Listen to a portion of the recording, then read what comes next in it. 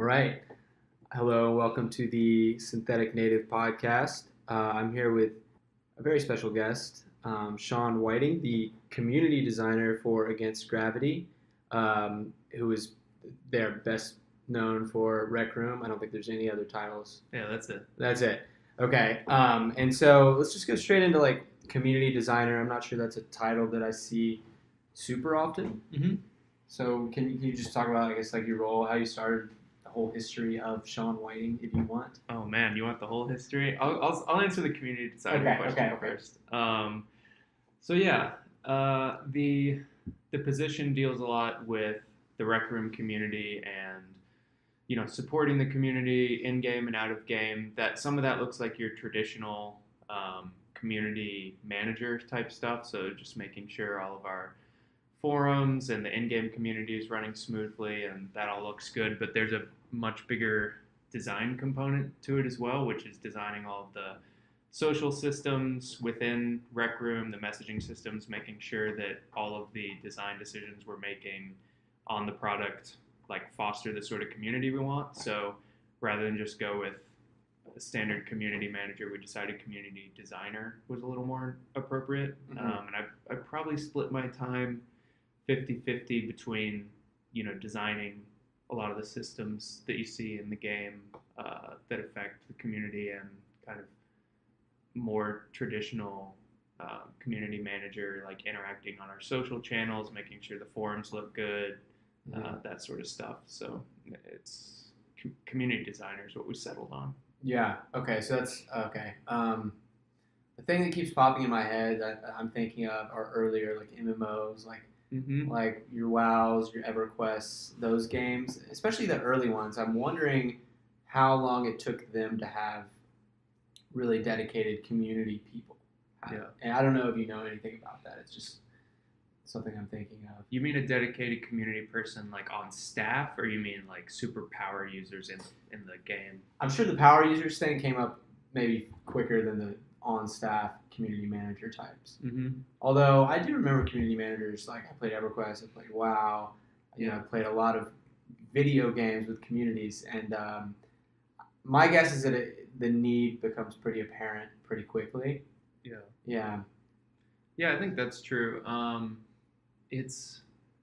feel like the need is there faster with social VR stuff, just because it's such a new experience for everyone, and you're embodied in your character, and when you're embodied in your character and the focus is interactions with other people, and you have no idea what those interactions mean because you've never interacted with someone in a headset before, like the number of issues that the community can run into, and like the way a community can turn toxic or can turn positive, and all that sort of steering that you need to do in your design decisions is a lot more important than in the beginning of a text-based or maybe just like basic 3D world is my guess. Could be wrong. But I think you might have a little more leeway with like an EverQuest, just because there's so much gameplay to be done. Like it depends on the MMO, but if you can have 100 or 200 hours or whatever player versus environment stuff or PvP, and there's like the true social interactions aren't the crux of the experience as much as they are in a social VR thing. Right. I think you could get away with no like really good community design early on, and you could kind of add that in later. But with social VR, I think you pretty much need that from the start, or it could be a nightmare. Well, and that's kind of what I'm getting at, is like just the time that we live in now is different, and Against Gravity, or anybody who creates these communities, I think is held more to account. They were not as in the Wild West as we were in the year 2000 or whatever. Yeah. So, what was your experience as like a community member in those MMOs? Like, I think the thing I ran into the most, like, were just like moderators, right? Or like people that would show up if there was a dispute or someone like called someone up. Yeah, I remember GMs and stuff, right. and they would be like decked out in like GM armor, and like people wanted to be friends with them or whatever.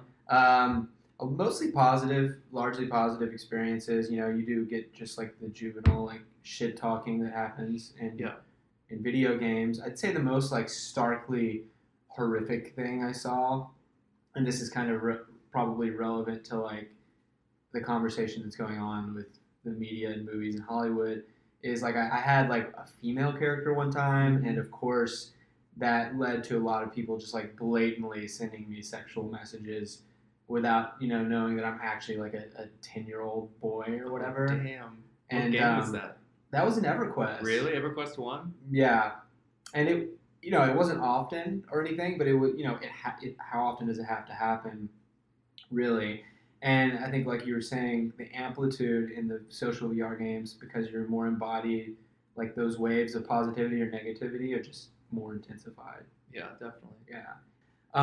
So let's get to the sort of obvious question, I think. I feel like this is on the forefront of a lot of people's minds when they're thinking about community design, and especially in VR, social VR in particular, is where do you draw that line between promoting interaction and allowing people to sort of create their safe spaces that they need, whether it's blocking, muting, whatever built-in mechanisms. Yeah. What's your philosophy on that? This is actually a question I had to tackle pretty explicitly recently because we have a personal space bubble, and there was like actually a dilemma in the tuning of that, which was we could give you a larger personal space bubble, but if we do that, you like can't do social gestures with other people, because when somebody's hand goes into your bubble, it'll start like ghosting out their hand and eventually make it fully invisible the closer I get to like the center of your body. And there comes a point where if your personal space bubble is too large, like both of our hands are invisible and we can no longer handshake. You can't, so like fist bump or high five. Well, you can, but like you'd have to be guessing where the hand is. The hand is still there; it's just invisible. So this was like literally tweaking we had to do, which was like how much do we allow for comfort, and how much do we allow for like people to actually be able to interact with other people. We have 3 options for the personal space bubble, like actually 4, because you can turn it totally off. So there's off, which is just any other avatar with their hand can get up in your personal space. People actually like that option when they're amongst friends, because when you're in Rec Room, we have like a camera, you can be taking selfies, doing stuff like that, and you don't want your friends like fading out as they approach like your body. They'll want to like put their head on your shoulder, do something cute, and like if they're fading out, that's no good. So decent amount of people actually turn the personal space bubble off. Small is obviously like the smallest one that we can set. Medium is like what we feel like is comfortable for most people and still allows social gestures. And then large is like it goes pretty far out, and even the social gestures are starting to become very hard to do. They're still possible, but they're pretty difficult. So yeah, that's something we recently had to like balance, and it took days of just tuning and testing with other people and saying that feels good, and then you have to essentially try to troll people and be like, how can we break this? Like you have to kind of get in the mind of someone who's going to use any object in the space or anything. Like you have to be thinking about how could this feature be turned against someone else in the community. Like you just have to think like that when you're designing these things. So that was one instance. I saw a video on, I think if you type in Rec Room gameplay on YouTube, the first hit is, I don't know, man, it's some streamer, obviously, and they got like a bucket put on their head by someone else. Is that still, you do that? Yeah, you can do that. Okay. How does that factor into the bubble? Yeah. Like, interaction with objects is I guess part of that bubble, right? Yes. I'm pretty sure that still works. The bucketing is kind of like a Rec Room like tradition that started happening. Like that bucket's been in the game since the very early days, and what people would do is they would pick it up, put it over your head, and then you just see orange. And then most people have like a really fun time with it. They start laughing, they take the bucket off their head, and it's kind of like this weird social initiation thing where people are like, oh, and it like turns into a friendship actually, and then the person shows them around. So like it's 95% positive most of the time. Some people don't like it and get upset. The bucket, I believe, is invisible up until the point that they release it. So like any object that's in a player's hand as they put it close to your head will still be invisible. Yeah. But then once they release the bucket, it kind of like pops back into existence. Right. The reason for that is if we don't allow objects like that to be seen, you end up with this weird effect where if somebody's like trying to throw a frisbee or a ball at you and then it goes into your personal space, it just like disappears and then reappears on the other side, and it kind of throws people off. So inanimate objects that aren't being held by a player will still have like the physical form there, and then people use that with the bucket to put buckets on people's heads. On people's heads, okay. And even if I have the strongest bubble around me, you can still do it? I believe that's still the case. The strongest bubble might remove it, but yeah, in most cases you just see orange. Although if you like tilt your head over or use your hand to take it off, it's pretty easy, and it's not something we've heard more negative feedback than positive feedback. So it's still in there at the moment. It's a balance. I mean, like I would play this game probably with just the bubble off, and I'm glad that you have the option to play the bubble off.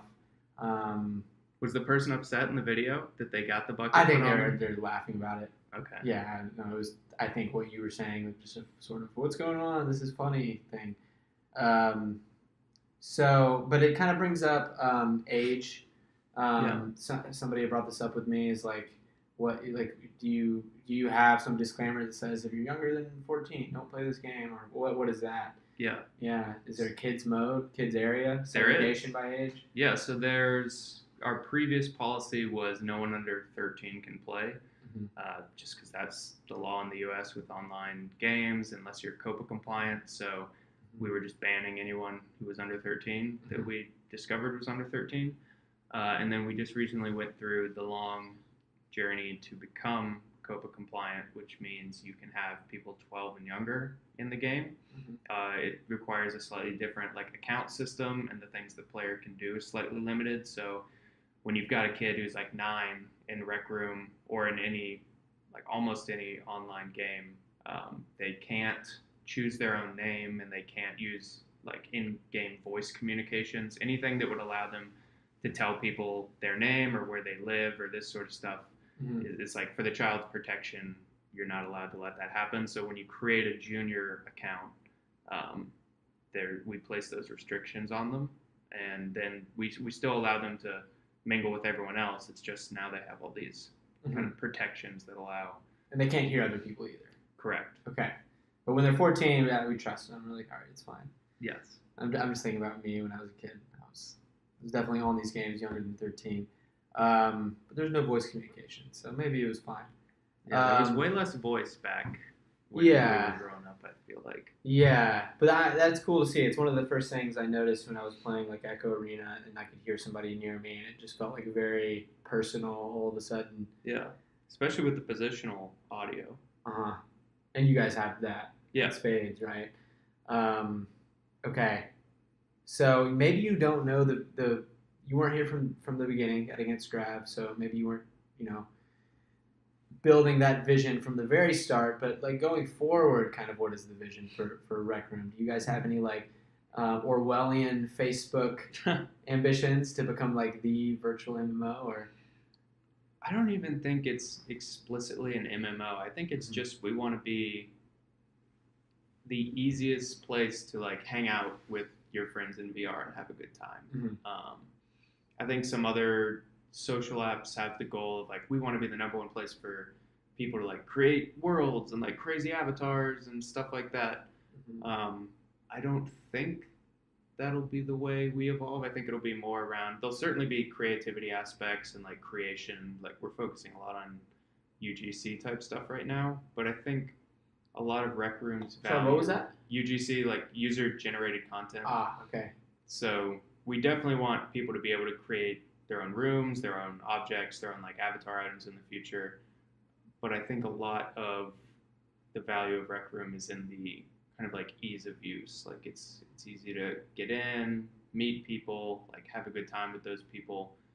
I think the way I've heard a lot of people around here refer to it as like structured social. Mm-hmm. So it's like social interaction in VR where like we're providing some structure for you to come in and like have fun and meet people, play these games, like grow your character, that sort of stuff. Whereas some other social apps lack that structure. It's just kind of like, hey, you can log in and here's a space and you can meet people. You can like talk in that space, and it's more of like a pure like communications type thing, or like, you know, you're just, there's not really any prompting, there's no real intriguing gameplay or like idea for you to be there beyond just like, I'm gonna log in and meet new people.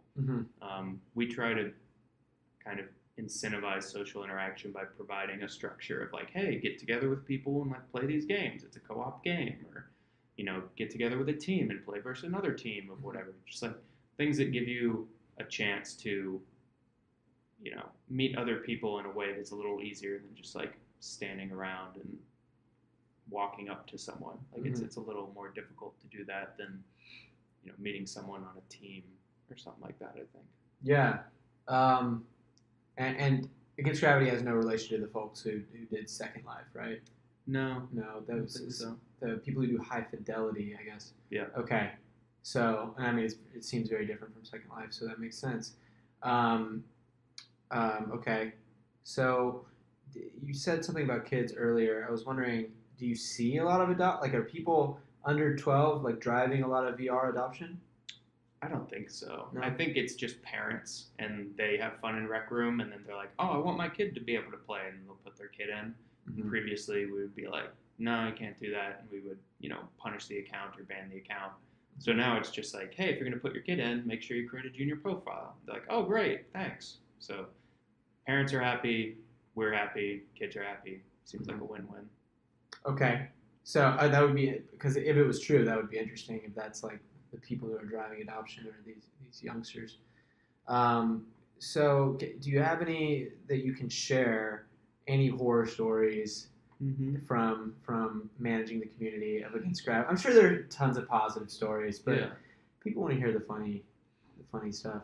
I mean, the reviews are tough sometimes because people will use like the Oculus Home or Steam reviews to try to get support. Like, hey, I my mic isn't working in game, or like people's audio sounds low, like 1 out of 5 stars. And we're like, just contact our support. Here's our support email. And they're like, great, thanks, got it worked out. We're like, can you change that review though? And they're like, no, sorry. Like, how much do the reviews really affect your game, your adoption of your game? I mean, you definitely want your reviews to be looking good, because if somebody goes onto your Steam page or your Oculus Home page and you have, you know, 2 out of 5 stars and however many reviews, it's just not. I mean, think about shopping on Amazon, right?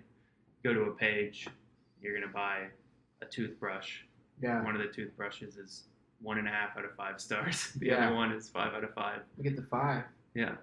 Maybe take a chance with 1.5. I don't know. I mean, I think if you have a great reputation otherwise, it probably doesn't matter that much. But we definitely get people that are like, you know, hey, I got banned. Why did I get banned? 1 out of 5 stars. And we're like, well, you got banned because you were harassing all those people. Yeah. And they're like, that doesn't matter. It's in VR. We're like, okay. Yeah. Okay. And how quick are y'all able to kind of assess these issues and you have people in every time zone that can kind of deal with this stuff? Or? I mean, we don't have support 24/7. Like, I try to be as responsive as I can. We have a lot of other people on the team that are responsive. Like, I think one of the good things about Against Gravity is we're very player focused and like supporting the community. So I think we probably have some of the best response times to stuff like this. Even on the reviews, like we reply pretty quick with like, hey, here's how you can solve that audio issue you're having, or this or that. It's just frustrating because sometimes it's like we have all these support channels like Reddit or Discord or our email or Facebook page or whatever. It's like we wish people would reach out for support there rather than leave a bad review. But what are you going to do? Is there anything you see that stops people from getting Rec Room, or just more broadly, do you have any insight into what's blocking adoption of VR? Is it the hardware, or? We definitely see spikes in our numbers when hardware goes on sale. So the price thesis is a pretty good thesis that as price comes down, there'll be more adoption, there'll be more players. Like I think if the Rift was $50, you'd see a lot more VR activity. Yeah. And are you guys not freemium right now? Do you have in-game purchases? No, we have nothing you can buy at the moment. Okay, that's something in the pipeline. It's coming. We'll look into that stuff later. It's just not important right now, given the size of anything. Like, it's way more important to be learning and just getting more people into the app and trying stuff out. Like spending a bunch of time learning about how to monetize at this point would just be wasted effort. Like it's really just focus on making Rec Room as good as it can possibly be with all the community support and feedback. Yeah, that's good to hear. So I think Rec Room has one of the most played games. Is that true? I think it depends how you measure against which platform, because you weren't always on every platform, right? Yeah.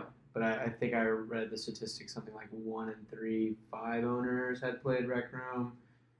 Is it still pretty high? I think it's towards the top. Like if you go to some of the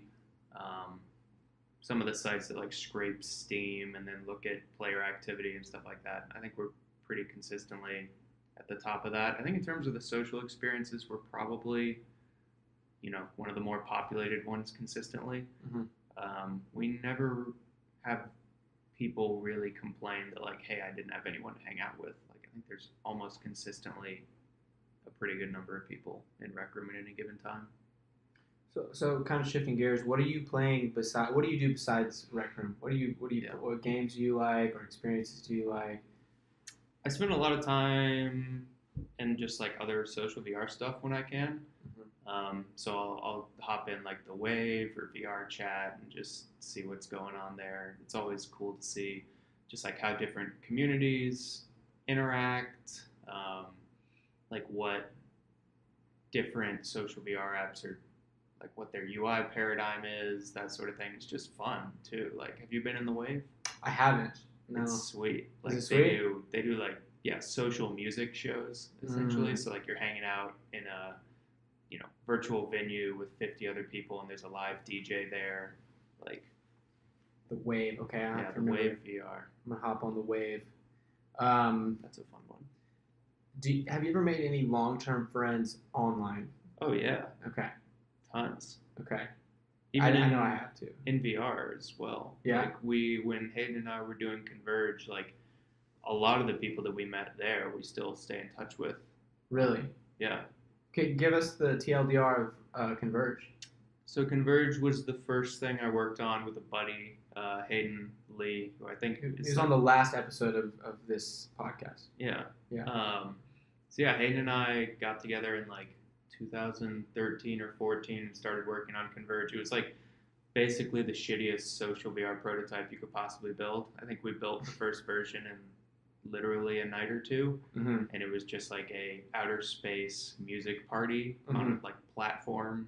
It's a music club essentially. And then we just kept growing it from there because we saw community interest. We had maybe 70 or 100 people come in that night from all over the world, and we're oh my god, this was DK1. A week after making it? Yeah. Oh wow. Yeah, we just put it out on Reddit. I think it was just a zip file you had to download and then launch on your own. It wasn't even hosted anywhere. It was just here's a zip file. You can run this at this time if you want. And we were pumping music into this nightclub using Dropbox to stream a file to everyone, and it was synced.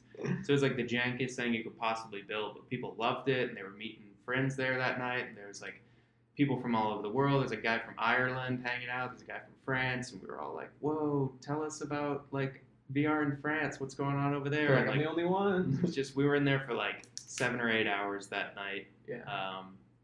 So yeah, we were holy shit, this is incredible. The earliest adopters. Yeah. The real early adopters. That was super early. Yeah. And then we just kept building for another year and a half, 2 years. We went through Y Combinator at a certain point, and it was a hell of a ride. We ended up shutting it down in 2015-ish. But yeah, it was really cool to just be working on a social VR thing that early on. Yeah, and it makes you uniquely, qualify. I mean, not that many people were working on social VR 2, 3, 4 years ago. So Y Combinator is interesting. How was that? It was awesome. We went through. They had a program called the Y Combinator Fellowship, so we were able to do it remotely.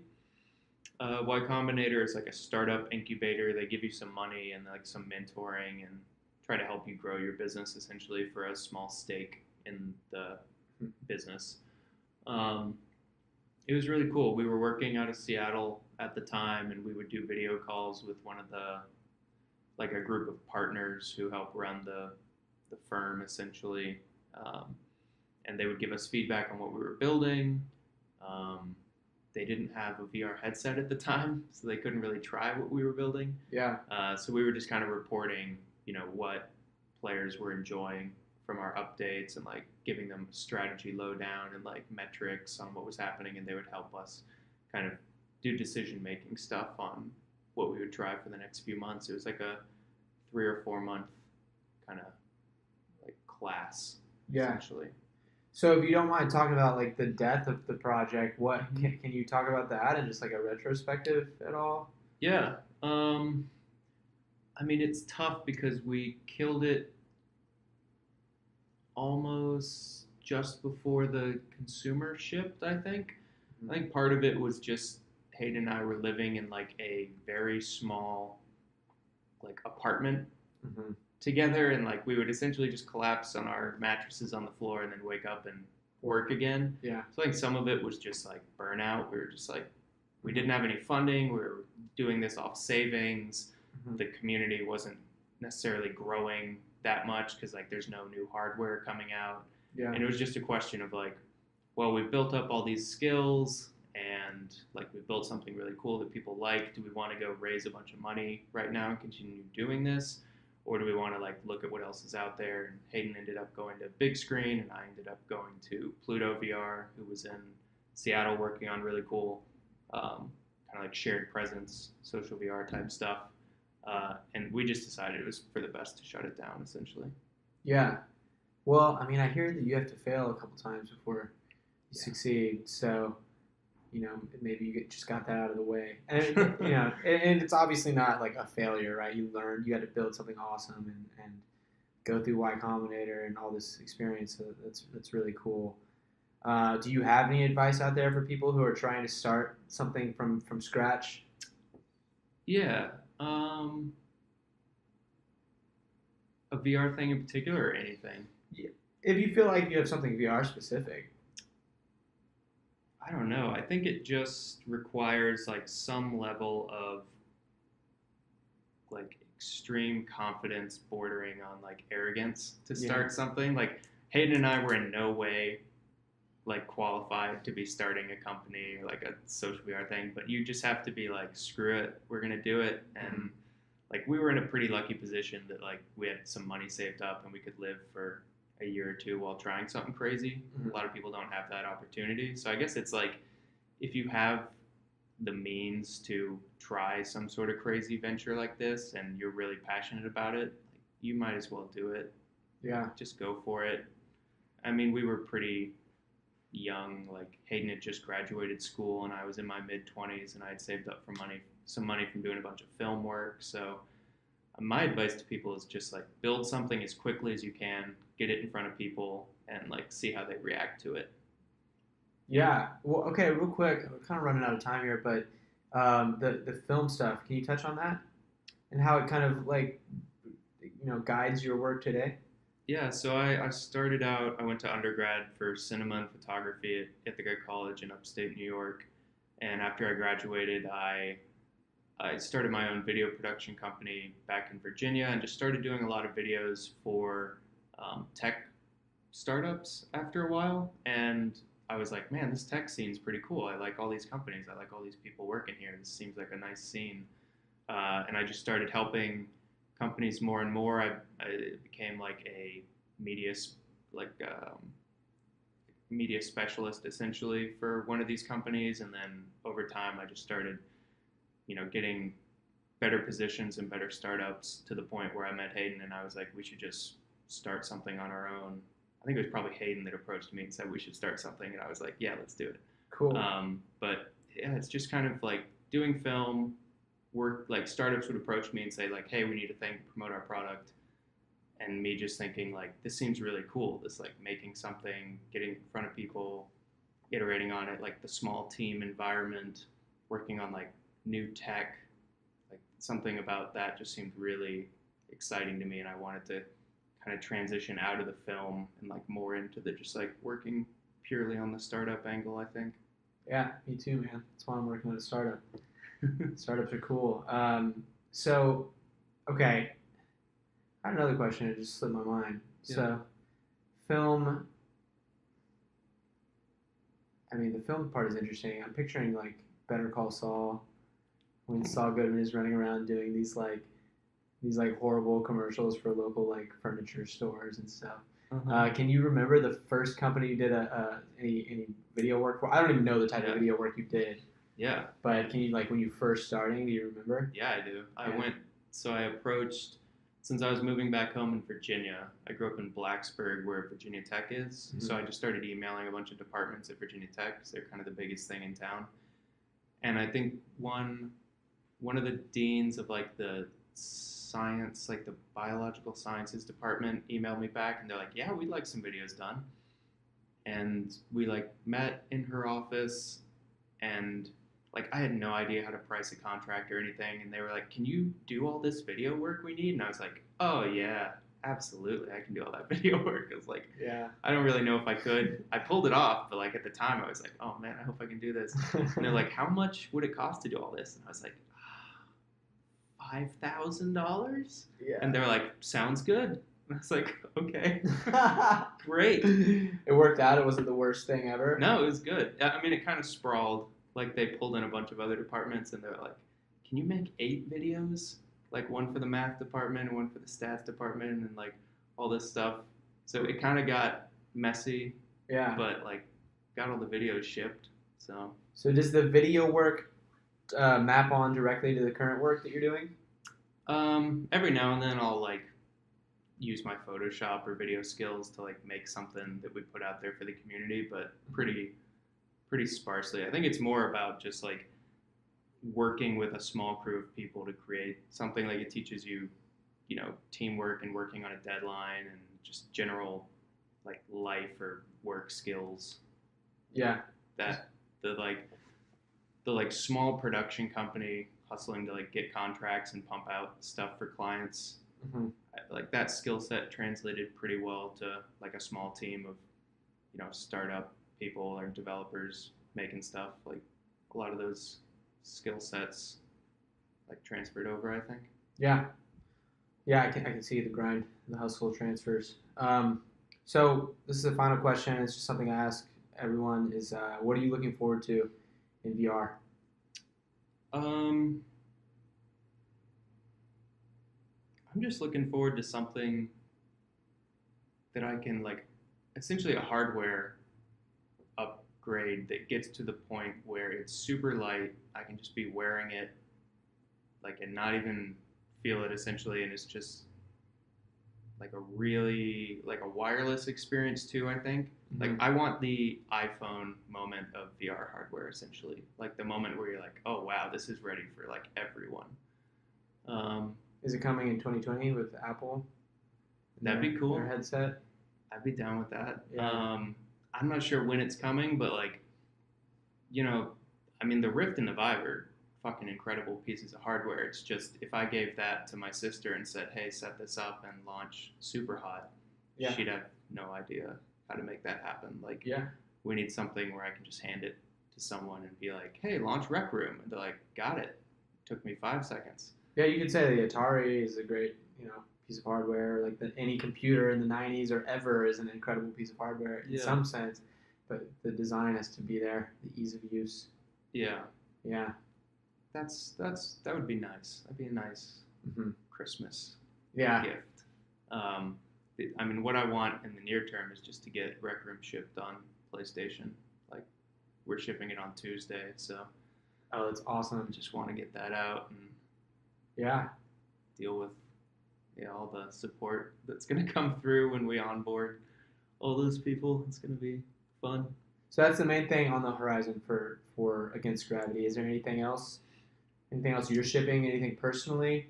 I'm really excited about our persistent rooms kind of initiative that we're working on right now. So that's right now in Rec Room, you log in and you'll go into like a rec center, and it's like an instance of a rec center, and we'll fill that with players until it gets too large, and then we'll create another instance and people can go in there.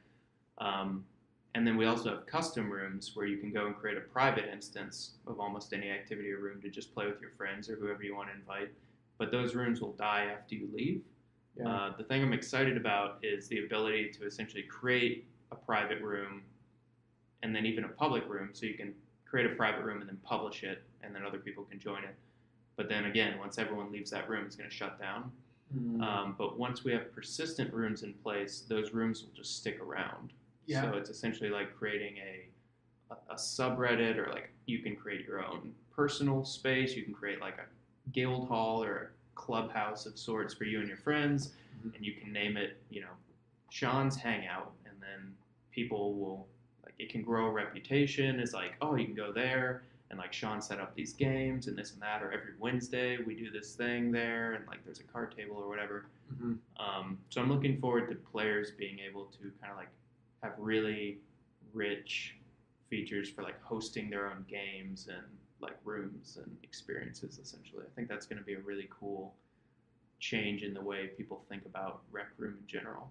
Yeah, that stuff is fascinating because it's like great games are born out of sort of giving the users more control, like Dota and all sorts of stuff. Okay, well, cool. Thanks so much, Shawn. Can you give people your Twitter or whatever else people can find you on? Sure. I think it's at Shawn C. Whiting. So SHAWN, C is in cat, Whiting is WHITING. That's probably the best place.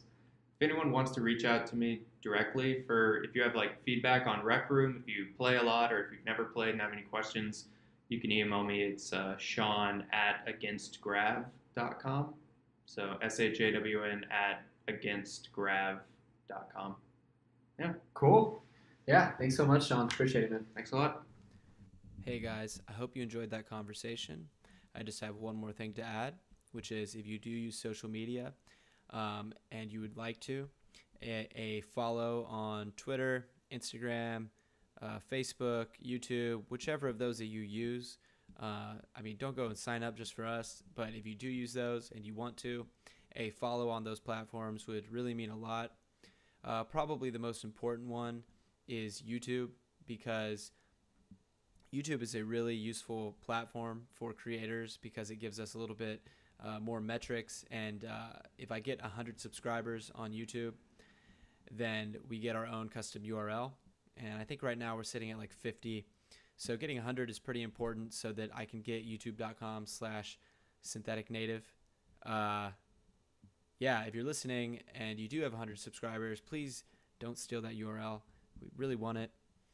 There's a lot more exciting content coming out. I've got some pretty cool interviews in the pipeline. So I really, really appreciate it. If you do have any comments, suggestions, criticisms, people I should talk to, topics I should cover, please reach out and let me know. We've been talking a lot about VR, and I foresee talking a lot about VR, XR, AR, MR, whatever you want to call it, anything like that in the future. There's a lot of that coming up. But I'm also interested in covering other future-facing human-computer interactive technology. Anything that is going to change the face of how humans interact with technology is, I think, really interesting and really important to talk about. So if there's anything like that you'd like to see, please let me know. Either way, I'm going to quit rambling now. Thanks again so much for listening this far, and I will catch you on the next episode.